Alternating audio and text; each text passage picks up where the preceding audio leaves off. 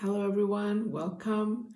Wherever you are, it's such a joy to have you again here with me as we travel through the book of John in the Bible, getting to know Jesus more, getting to realize how vital it is to get to know him and have a relationship with him.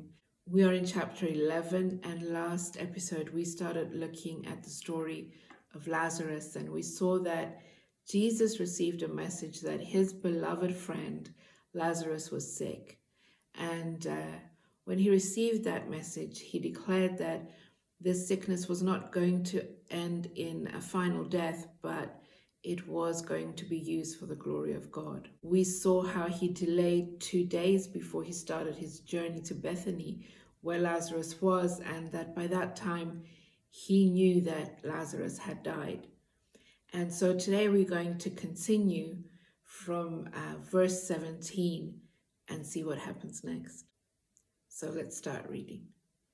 So when Jesus came, he found that he had already been in the tomb 4 days. Now Bethany was near Jerusalem, about 2 miles away, and many of the Jews had joined the women around Martha and Mary to comfort them concerning their brother. Now Martha, as soon as she heard that Jesus was coming, went and met him, but Mary was sitting in the house. Now Martha said to Jesus, "Lord, if you had been here, my brother would not have died. But even now I know that whatever you ask of God, God will give you."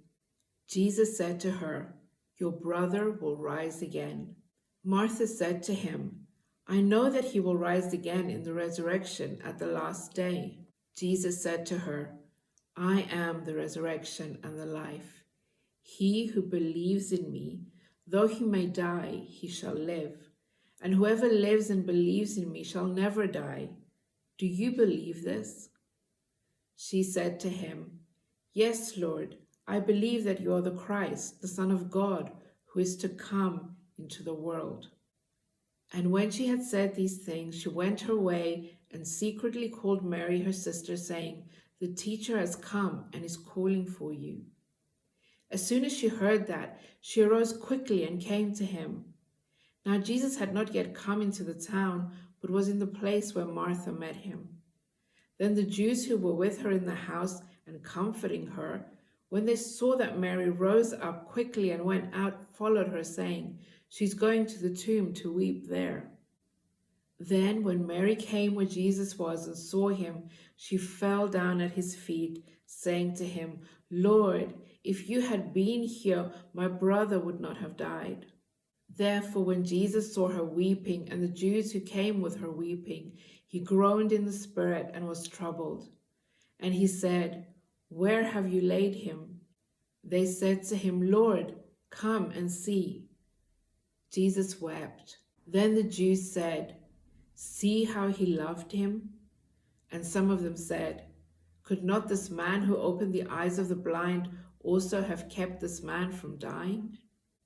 Then Jesus, again groaning in himself, came to the tomb. It was a cave, and a stone lay against it. Jesus said, "Take away the stone." Martha, the sister of him who was dead, said to him, "Lord, by this time there is a stench, for he has been dead 4 days." Jesus said to her, "Did I not say to you that if you would believe, you would see the glory of God?" Then they took away the stone from the place where the dead man was lying. And Jesus lifted up his eyes and said, "Father, I thank you that you have heard me. And I know that you always hear me, but because of the people who are standing by, I said this, that they may believe that you sent me." Now when he had said these things, he cried with a loud voice, "Lazarus, come forth." And he who had died came out, bound hand and foot with grave clothes, and his face was wrapped with a cloth. Jesus said to them, "Loose him and let him go." We see Jesus arrive at Bethany when it's already too late. And we can hear that in the sayings of Martha and of Mary and of those that were there with them. We hear Martha and Mary saying the same thing when they see Jesus, saying, "Lord, If you had only been here, our brother wouldn't have died. We hear the people saying, couldn't the one who opened the eyes of the blind have done something to keep this man from dying? In their eyes, it was too late. There was nothing that could be done now. But Jesus tells Martha, your brother will rise again. With God, death is not the end of the story. We see Martha respond by saying that she knows that her brother will rise in the last day at the resurrection. And even though she believed she had understood what Jesus was saying, she didn't really understand that her brother was going to come back to life on that day. When we look at the response from Martha and from Mary, we see, even though the words were the same, a slight difference in the way that those words came across. With Martha, it almost feels like it was from a place of entitlement, of why did you not come sooner? If you had come sooner, this would not have happened. Lazarus would not be dead right now, but still right now you can do something about it. We see Martha being the first one that runs to confront Jesus as he comes into the city, but we see Mary not rushing out, but she's in this place of contemplation at home. And when she hears that the rabbi, the teacher, is looking for her, she just runs to him and she says the same thing, but she falls at his feet with a humility and a worship of who he was, and more of a sadness that he hadn't managed to get there in time.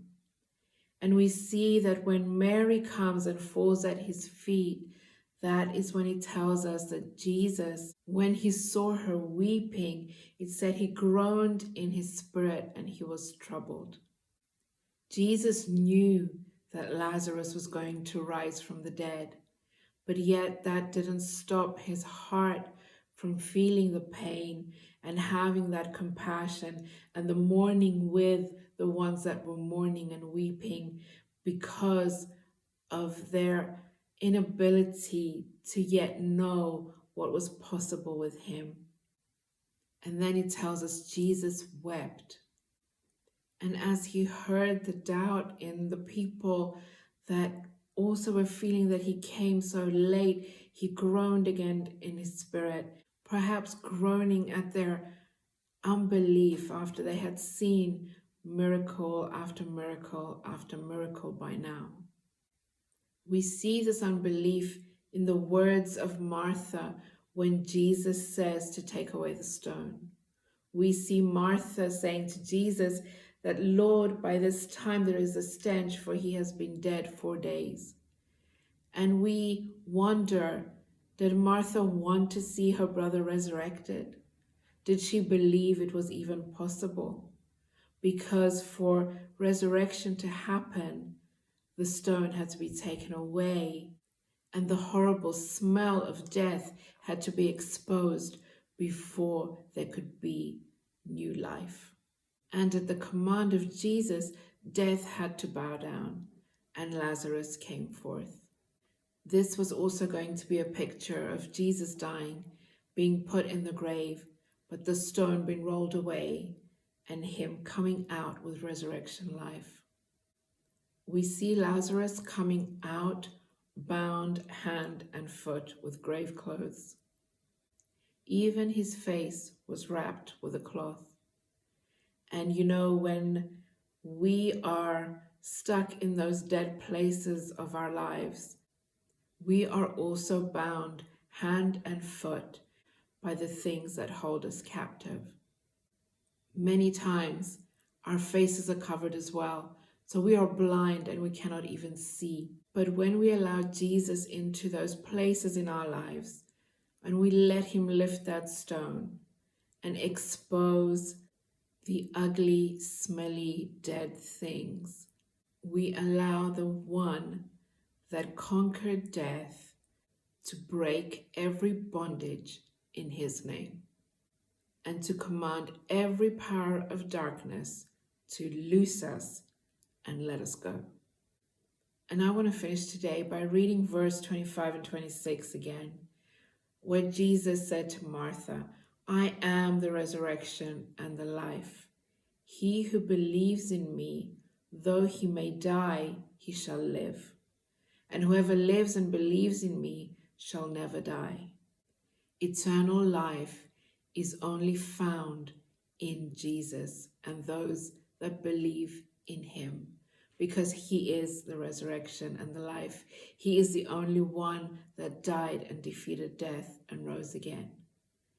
And Jesus ends by asking Martha, do you believe this? Jesus is asking you today, do you believe this?